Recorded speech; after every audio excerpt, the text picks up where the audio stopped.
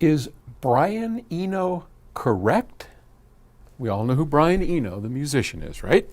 Okay, I thought this was a great question. It comes to us from Glenn in Chicago, Illinois. And Glenn writes, "Hey, Paul, in the liner notes of Brian Eno's Ambient 4, he recommends having 3 speakers in a room for this reason." And it's in quotes. "I arrived at this system by accident, and I don't really know how it works. What seems to happen is the third speaker reproduces any sound that is not common to both sides of the stereo. In other words, everything that is not located centrally in the stereo image. And I assume," continues Brian Eno, "that this is because the common information is put out of phase with itself and cancels out." Okay, well, this is, Brian, if you're listening, it has been something that's been known for many, many years. It's had a number of names. Ambisonics was a name. I knew it as the Hafler circuit. So if you want to look up on Wikipedia, a wonderful resource that every time they ask me for a donation, I pop them $100. I know that not everybody can do that, but I love Wikipedia. Those guys are amazing. And I mean, I just think back to the days of my old Encyclopedia Britannica. You know, you pull those out and like, oh my God. And of course, it's never up to date, right? Never.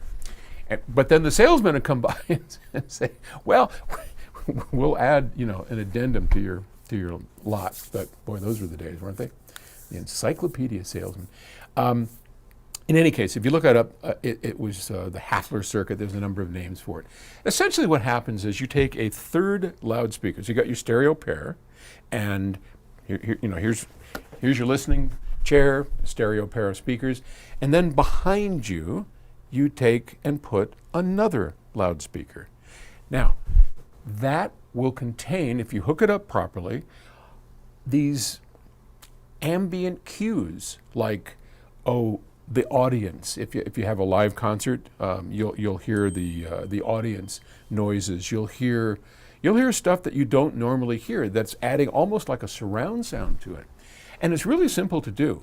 All you have to do is take the left and the right speakers, and take a set of speaker cables, and connect those cables up to the plus terminals of your amplifier or your speaker, either one, and the red terminals, right? So you've got a speaker cable hooks up to red of the left channel and red of the right channel on the amp or the speakers.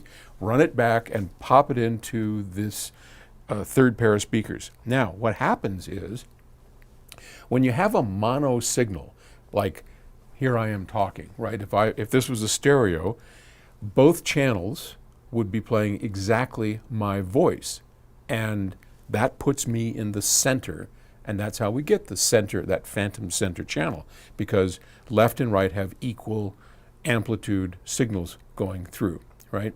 Now everything, and so in this instance, on this Hafler circuit, you'll hear nothing.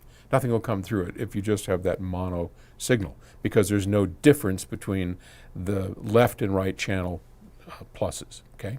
As soon as we have differences, then that will start doing its magic. You'll start hearing ambient cues in the background when there's a difference between what is on the left and what is on the right channel.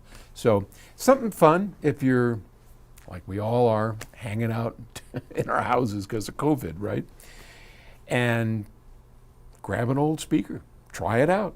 You don't need any fancy speaker cables. You can get some zip cord and hook it up and have some fun. But that's called, and yes, so Brian Eno is correct. It's called the Hafler circuit. It could be a lot of fun. So hope you do it. Have some fun. Thanks.